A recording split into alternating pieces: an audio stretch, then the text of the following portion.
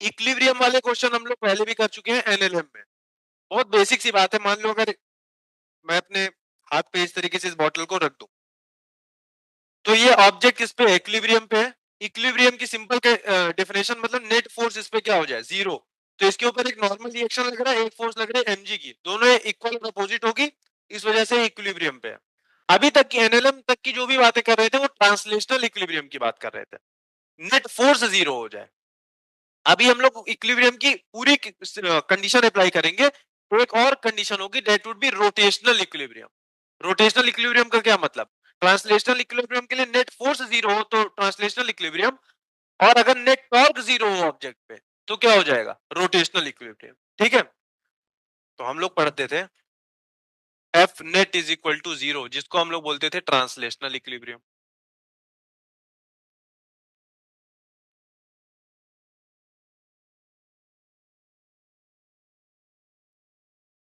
अगर किसी ऑब्जेक्ट पे नेट टॉर्क भी जीरो हो जाए, then we will say it is in rotational equilibrium.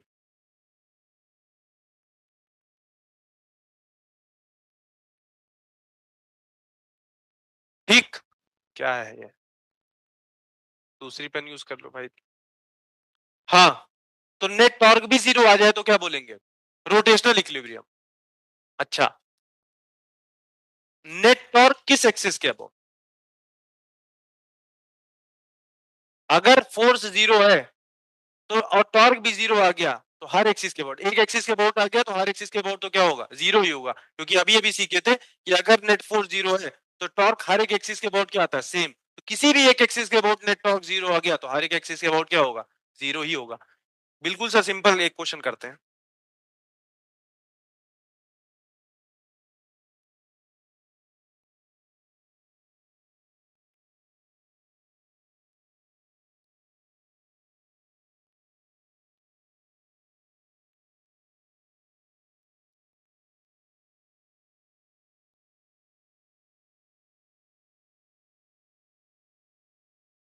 इसको नोट कर लिए ना, ठीक है।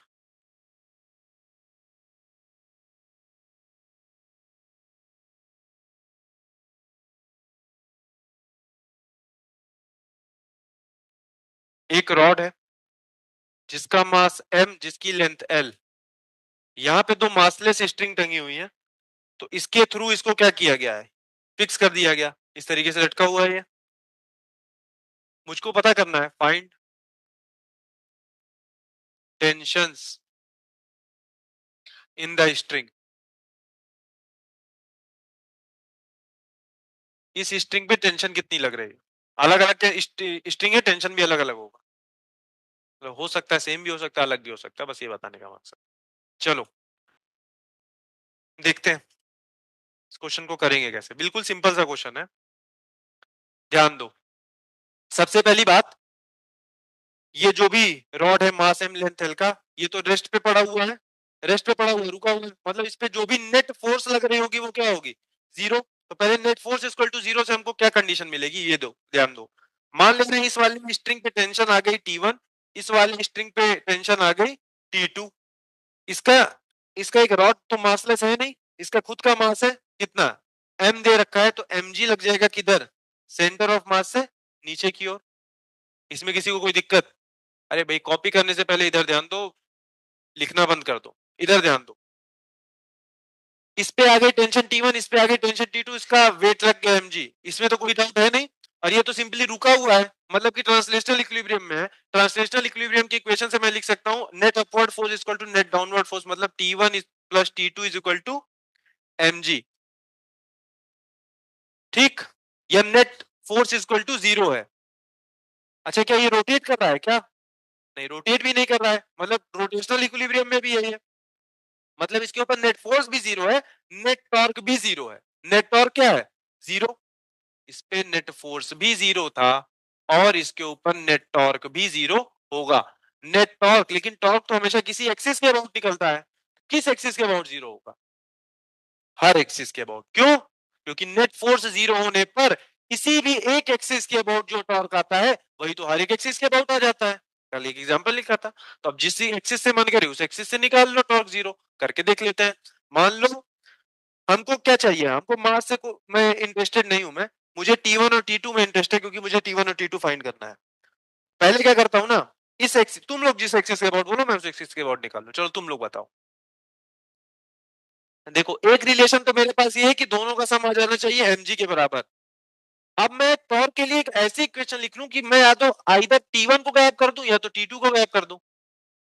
उस वो काम कैसे कर सकता हूं? T1 जिस एक्सिस, हाँ कौन बोला भाई, उसी एक्सिस से T1 जिस एक्सिस से पास हो रहा है उसी एक्सिस के अबाउट टॉर्क ले लूं। आइदर T2 जिस एक्सिस से पास हो रहा है उसी के अबाउट टॉर्क ले लूं, या मैं mg इसके अबाउट भी टॉर्क ले सकता हूं। देन मुझे T1 और T2 की एक और इक्वेशन मिल जाएगी, फिर मैं उसको सॉल्व करके लाऊंगा, बट वो थोड़ा बड़ा होगा। आराम से समझो, बेटा जाओगे बाहर तुम अतर। मान लो इसको नाम दे दिया मैंने O, इसको बोल दिया A और B। मान लो मैं A एक्सिस के अबाउट टॉर्क को क्या करना चाहता हूँ, जीरो। मेरी मर्जी है, हर एक्सिस के अबाउट जीरो ही होगा, हर एक्सिस के अबाउट जीरो ही होगा ना। चलो क्या हो जाएगा, अब इसकी वजह से इसकी line of action of force, अब वो जो सारी बातें सिखाई गई थी तुमको कि टॉर्क निकाला कैसे जाता है, वहां पे अब यहाँ पे इसकी एप्लीकेशन है। देखो इसकी line of action of force तो एक्सिस ऑफ रोटेशन से ही पास हो गई, तो इसका टॉर्क क्या हो गया, जीरो। दूसरा ध्यान दो, ये mg कितने दूर पे है, l/2 दूर पे, तो इसका टॉर्क कितना आएगा, mg इंटू l/2। किस तरफ, क्लॉकवाइज। mg चाहता है भाई ये रूट किधर को जाए, इधर को जाए, इस एक्सिस के अबाउट मैं देख रहा हूँ, और इस एक्सिस के अबाउट T2 किधर चाहता है, इधर को जाए। अगर नेट टॉर्क जीरो है तो मतलब जितना ये इधर को चाह रहा है उतना ही भी ये इधर को चाह रहा है, तो या तो साइन वगैरह रखने की जरूरत नहीं, जितना ये क्लॉकवाइज उतना ही ये क्या होगा, एंटी क्लॉकवाइज। इस एक्सिस से ये कितने दूर पर है, एल दूर पर है, T2 इंटू एल। ये बात समझ आई कि नहीं समझ आई? अगर मैं साइन के साथ रखना चाहता तो मैं क्लॉकवाइज को अगर निगेटिव मान लेता, तो minus mg/2 plus T2 into L is equal to zero लिख देता, और फिर से तो वही बात चली जाती, T2L is equal to mg/L/2। बात समझ आई कि नहीं समझ आई, बोलो बस। अब यहां से मुझे देखो, एल की वैल्यू कैंसिल आउट हो गई, T2 की वैल्यू क्या आ गई, mg/2। T2 की वैल्यू आ गई तो T2 की वैल्यू उठा करके यहाँ पे रखो, T1 की वैल्यू भी क्या आ गई, mg/2। अरे दोनों की वैल्यू सेम ही आ गई, सही बात है, सिमेट्रिकली उसको बांधा गया है तो सेम ही आनी चाहिए थी। mg/2, इसके पे भी टेंशन आएगी, इस पे भी टेंशन कितनी आएगी, mg/2। दोनों का सम मिल करके क्या हो रहा है, mg हो रहा है। ठीक, सिमेट्रिकली बंधे हुए तो दोनों पे सेम ही टेंशन हो। लॉजिक समझ आया कि नहीं आया? फिर से मैं सारी बातें बताता हूँ, कोई टेंशन की बात नहीं। इस तरीके का एक रॉड था, यहाँ पे धागा बांधा, यहाँ पे धागा बांधा, इसको फिक्स कर दिया ऐसा। ठीक, मुझसे क्वेश्चन में क्या बोला है कि टेंशन निकाल दो भाई स्ट्रिंग्स पे, ये क्वेश्चन था मेरा। मैंने कहा कोई बात नहीं, रॉड तो ऐसे ही रुका हुआ है, मतलब जितनी इसके ऊपर डाउनवर्ड फोर्स लग रही होगी उतनी इसके ऊपर अपवर्ड फोर्स लग रही होगी। अपवर्ड फोर्स तो दो लग रही होगी टेंशन पे, इस पे, इस स्ट्रिंग पे टेंशन T1, इस वाले स्ट्रिंग पे टेंशन T2, और नीचे तो एक ही फोर्स है उसका वेट। वो T1 और T2 मिलकर के वेट को बैलेंस कर रहे होंगे। ये वाली इक्वेशन तो 1000 बार एनएलएम में करके रखे होंगे। बस यहाँ पे एक और इक्वेशन आ गई कि नेट फोर्स भी जीरो है और ये ऑब्जेक्ट तो रोटेट भी नहीं कर रहा है। रोटेट नहीं कर रहा मतलब नेट टॉर्क भी जीरो होगा। नेट टॉर्क किस एक्सिस के अबाउट, हर एक एक्सिस के अबाउट, क्योंकि नेट फोर्स इस पे क्या है, जीरो। और अगर नेट फोर्स जीरो होती है तो हर एक्सिस के अबाउट टॉर्क क्या आता है, सेम सेम सेम। और अगर एक एक्सिस के अबाउट जीरो आया तो हर एक्सिस के अबाउट क्या होगा, जीरो। तो जो मन करे, इस एक्सिस के अबाउट मन किया तो मैंने इस एक्सिस के अबाउट टॉर्क को जीरो लिख दिया। तो T1 तो इस एक्सिस से ही पास हो रहा था, इसका line of action of force तो यहीं से पास हो रहा था, तो इसका टॉर्क तो जीरो हो गया। mg, mg यहाँ से l/2 दूर पे था, और ये इस रॉड को क्लॉकवाइज घुमाना चाहता है। देखो अगर मैं इसको यहाँ पे फिक्स कर दूं तो mg चाहता है कि ये रॉड इधर घूम जाए, क्लॉकवाइज घुमाना चाहता है। तो l/2 into mg, r cross f क्या हो गया, और दोनों के बीच का एंगल कितना है, 90 डिग्री। तो ये हो गया इसका टॉर्क, टॉर्क ऑफ वेट। अब T2 का टॉर्क कितना है, T2 चाहता है भाई ये रोड इधर घूमे, T2 into L, anti clockwise. दोनों anti clockwise torque clockwise torque के बराबर होना चाहिए, तभी तो नेट टॉर्क जीरो है। एल और एल कैंसिल हो गया, मुझे T2 की वैल्यू मिल गई, मैं T2 की वैल्यू को यहाँ पे रखा, मुझे T1 की वैल्यू मिल गई। बात समझ आई? अभी भी कुछ मत नोट करो। मान लो कोई कहता कि सर मेरा मन नहीं कर रहा है कि मैं इस एक्सिस के अबाउट टॉर्क को जीरो करूं, मेरा मन है कि मैं बी एक्सिस के अबाउट टॉर्क को जीरो करूं। मेरी मर्जी भाई, कोई थोड़ी मुझको बाउंड कर रहा है कि ए के अबाउट ही जीरो करूं, चलो बी के अबाउट जीरो कर लेते हैं। जब बी के अबाउट जीरो करने जाऊंगा तो मैं देखूंगा भाई बी, T2 तो बी एक्सिस से ही पास हो गया, इसका टॉर्क तो क्या हो गया, जीरो। अब इस एक्सिस पे मैंने रॉड को फिक्स किया, इस एक्सिस के अबाउट टॉर्क को देख रहा हूं। एमजी इसको अभी किधर घुमाना चाहता है, एंटी क्लॉकवाइज। इसकी वैल्यू कितनी हो जाएगी, mg into L by two. ये क्या निकला है, वेट का टॉर्क निकला है ना, mg फोर्स का टॉर्क ये निकल गया mg into L by two. T1 क्या चाहता है कि ये रॉड इधर घूम जाए क्लॉकवाइज में, ये चाहता था एंटी क्लॉकवाइज में घूमे, ये चाहता था क्लॉकवाइज में घूमे, कुल मिलाकर के दोनों इक्वल और अपोजिट होंगे।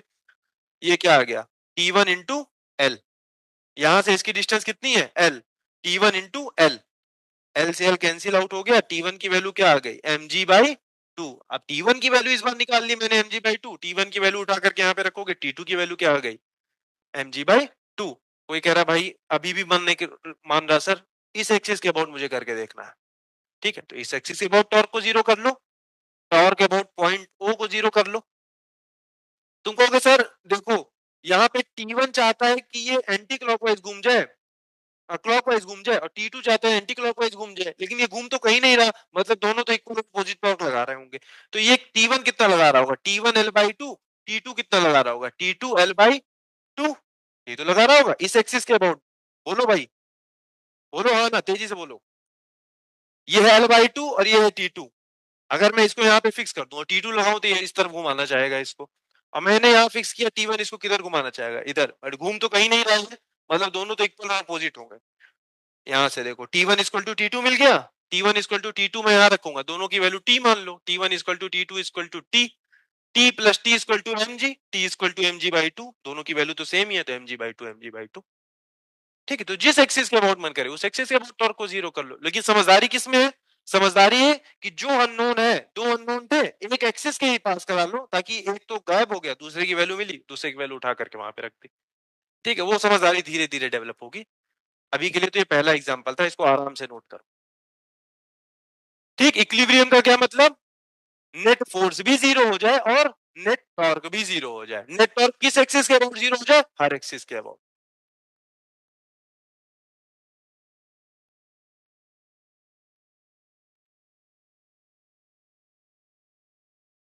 एक अगेन एक रॉड, मास m, लेंथ l, इसका सेंटर ऑफ मास ये है। एक स्ट्रिंग को तो बिल्कुल एंड पे फिक्स किया, एक स्ट्रिंग को यहां से l बाई टू डिस्टेंस पे fix, sorry l by four. ठीक है, बात समझ आई, क्वेश्चन समझ आना चाहिए पहले। क्या कर दिया, बहुत सिंपल सी बात है भाई, इसको धागे से बांध दिया है, एक को धागे को यहाँ बांधा, एक धागे को यहाँ पे बांध दिया, एंड पे बांधा नहीं। ये तो किया है, और इसमें कौन सा रॉकेट साइंस है। अभी क्या, अब पूछ रहा है again same question, find tensions in the strings. दोनों स्ट्रिंग्स में टेंशन बताओ, इस बार सेम होगी क्या टेंशन, नहीं होगी, लॉजिकली दिख रहा है अलग अलग होगी। ठीक है, चलो क्वेश्चन नोट कर लो बस, उसके बाद साथ में सॉल्व करेंगे, साथ में सॉल्व करेंगे, साथ में दिमाग लगाएंगे। चलो,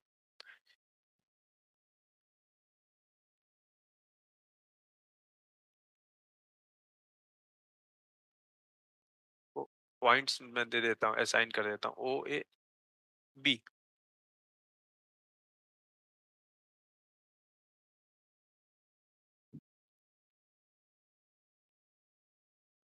रॉड तो भाई सिंपली ऐसे रुका हुआ है, हाँ, मतलब जितनी अपवर्ड फोर्स होगी उतनी डाउनवर्ड फोर्स होगी। ये चीज मैं कहां से लिख सकता हूँ, net force equal to zero कहां से लिख सकता हूँ, ट्रांसलेशनल इक्विलिब्रियम की इक्वेशन से लिख सकता हूँ। तो मैंने मान लिया कि इस वाले स्ट्रिंग पे टेंशन लग गई T1, इस वाले स्ट्रिंग पे टेंशन लग गई T2, और इसका वेट तो इसके सेंटर ऑफ मास पे लाई करेगा mg। तीन ही फोर्स लग रही है, और तो रॉड पे कोई फोर्स लग नहीं रही, इस स्ट्रिंग की वजह से T1, इस स्ट्रिंग की वजह से T2, और इसकी वेट की वजह से mg। ट्रांसलेशनल इक्विलिब्रियम से मैं इक्वेशन को लिख सकता हूं T1 plus T2 is equal to mg। सब लोग एग्री है, अगेन सेम जैसा पिछली बार जैसा ही दिख गया, दोनों का सम तो mg ही आएगा। चलो, अब ये रॉड रोटेट कर रहा है क्या, नहीं, मतलब टॉर्क भी क्या है इसका, जीरो।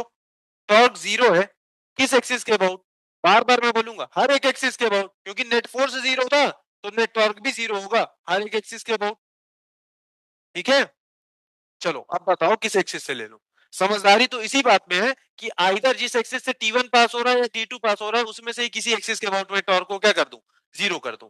चलो, अच्छा ये ध्यान देना, मान लो तुम्हें T2 पता करना है, तो किस एक्सिस के अबाउट टॉर्क लोगे, तो T2 के अबाउट मत ले लेना, तो T2 ही गायब हो जाएगा।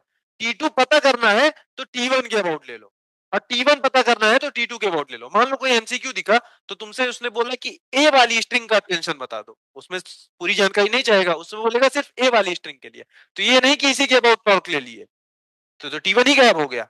तो दूसरे वाली कोई सी भी एक एक्सिस पकड़ लो, मान लो मुझे T1 पता करना है, तो मैं बी के अबाउट टॉर्क को क्या कर लेता हूँ, जीरो कर लेता हूँ। चलो इसके अबाउट टॉर्क को जीरो कर लिया, तो T2 तो भाई इसका line of action of force तो इस एक्सिस से ही पास हो रहा है, इसका टॉर्क क्या हो गया, जीरो। चलो इसके बारे में बात करो, mg के बाद, mg का टॉर्क ये कितनी दूरी है, L/4, इसकी वजह से टॉर्क आएगा mg L/4, किस तरफ, इस तरफ घुमाना चाहता है इसको, ये एंटी क्लॉकवाइज, ठीक है। T1 इसको किधर घुमाना चाहता है, क्लॉकवाइज, और दोनों इक्वल अपोजिट होंगे तभी तो नेट टॉर्क इस पे जीरो आ रहा होगा। इसकी वजह से कितना टॉर्क आ गया, T1 इंटू ये डिस्टेंस कितनी हो गई, 3L/4 हो गई कि नहीं हो गई, ये L/4 था, ये L/4 प्लस L/2 मतलब कि 3L/4। इसमें किसी को कोई दिक्कत, इस इक्वेशन तक किसी को भी कोई भी दिक्कत हो तो बोल दो भाई, सिंपल सी बात है। इस पॉइंट के अबाउट mg इसको इधर घुमाना चाहता है, T1 इसको इधर घुमाना चाहता है, दोनों टॉर्क तो क्या होंगे, इक्वल और अपोजिट, मैंने बस वही सिंपली लिख दिया, बस सॉल्व कर दो, आंसर आ गया तुम्हारा। L1 से L से L कैंसिल हो गया, 4 से 4 कैंसिल हो गया, T1 की वैल्यू क्या आ गई, mg/3, T1 की वैल्यू mg/3 आ गई, तो T1 की वैल्यू यहाँ पे रख दो, T2 की वैल्यू क्या आ गई, mg माइनस mg/3, मतलब कि 2mg/3। इस बार दोनों टेंशन क्या है, दोनों स्ट्रिंग में टेंशन अलग अलग है, किस पे टेंशन ज्यादा है, T2 पे, ये T2 पास में बंधी हुई है ना, इस पे टेंशन ज्यादा आ गई, ये दूर पे बंधी हुई है, तो इस पे टेंशन क्या होगी, कम होगी, ठीक है। कभी वाला झूला झूले हो, क्या कहते हैं जो ऐसे रस्सी लगी रहती है, और सी क्या बोलते हैं उसको, सीसॉ तो नहीं बोलते उसको, हाँ स्विंग, जो भी वो वाला झूले हो झूला, मतलब वो ऐसा झूले होगा वो एकदम बिल्कुल ही फिक्स होगा, मतलब कभी ऐसे रहेगा, मतलब इस टाइप से रहता है, यहाँ पे बैठने के लिए ऐसे जगह बनाए रहते हैं, ठीक है। तो कभी ऐसे, मैं बचपन में एक झूलता था, तो वो घर में एक लोगों के लगा हुआ था, तो उसमें मतलब क्या था, दो रस्सी थी बहुत भारी सी, उसके ऊपर एक ऐसे, मतलब मैं उसको खुद ही जाके शिफ्ट रखना पड़ता था, तो मैं इस रस्सी को इधर उधर शिफ्ट कर सकता था। तो अगर मुझे टेंशन ज्यादा चाहिए तो मैं रस्सी को किधर रखूंगा, इधर पे कहीं बांधूंगा ना, और अगर मुझे टेंशन कम चाहिए तो मैं इसको रस्सी को किधर बांधूंगा, इधर बांधूंगा। देखो सेम चीज हो रहा है, ये वाली रस्सी सेंटर ऑफ मास से पास पे है, तो इसके ऊपर टेंशन क्या आ गया, ज्यादा आ गया, और ये वाली रस्सी सेंटर ऑफ मास से दूर पे, इसके ऊपर टेंशन कम आया। एक और लॉजिक तुम देख सकते हो, अगर तुम सेंटर ऑफ मास के अबाउट टॉर्क को जीरो करो, कर सकते हो कि नहीं कर सकते हो, तो इसको बोलो x1, इसको बोलो x2, T1 इसको इधर घुमाना चाहता है, T2 इसको इधर घुमाना चाहता है, दोनों तो इक्वल और अपोजिट है, तो मैं क्या लिख सकता हूँ, T1, अच्छा इसको x1 बोलो, इसको x2 बोलो, T1 x1 equal to T2 x2 होना चाहिए। दूर कौन है, x1 दूर है, तो उसकी टेंशन क्या होगी, कम होगी, x2 पास में है, तो उसकी क्या होगी, टेंशन ज्यादा होगी। ऐसा ही तो हो रहा है, ऐसा ही तो हो रहा है, ठीक है, क्योंकि दोनों का टॉर्क एक दूसरे को क्या कर रहा है, सेंटर ऑफ मास के अबाउट कैंसिल आउट कर रहा है, तो जो दूर पे है उसका टेंशन कम, जो पास में उसका टेंशन ज्यादा, साफ साफ दिख भी रहा है।